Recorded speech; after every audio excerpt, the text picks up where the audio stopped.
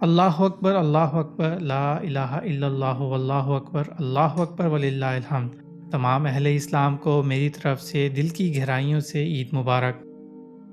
علامہ اقبال فرماتے ہیں یہ فیضان نظر تھا کہ مکتب کی کرامت تھی، سکھائے کس نے اسماعیل کو آداب فرزندی۔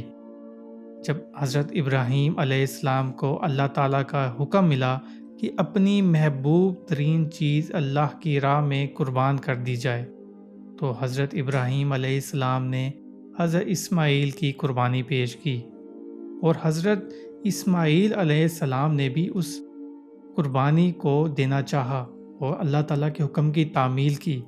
یہ ادا اللہ تعالیٰ کو اتنی پسند آئی کہ آج بھی اس سنت کو برقرار رکھا ہوا ہے، اور ہم اپنی محبوب ترین چیز اللہ کے ہاں پیش کرتے ہیں۔ جو جانور ہمیں پسند آتا ہے ہم وہ قربان کرتے ہیں، لیکن ہمیں یہ دیکھنا چاہیے کیا ہم وہ چیز بھی قربان کر رہے ہیں جو ہمیں سب سے زیادہ محبوب ہے، ہمارا پیسہ، ہمارا مال و دولت، ہمارا وقت، کیا ہم وہ بھی اللہ کی راہ میں قربان کر رہے ہیں یا نہیں۔ حضرت اسماعیل علیہ السلام کو یہ آداب کہاں سے ملے؟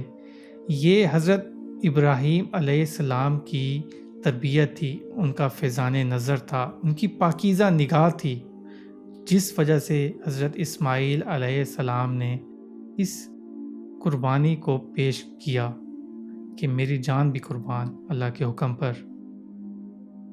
تو اللہ تعالیٰ انسان کا ظاہر نہیں دیکھتا بلکہ باطن دیکھتا ہے۔ تو اسی پر علامہ اقبال فرماتے ہیں، میری مشاطگی کی کیا ضرورت حسن معانی کو، کہ فطرت خود بخود کرتا ہے لالے کی حنا بندی۔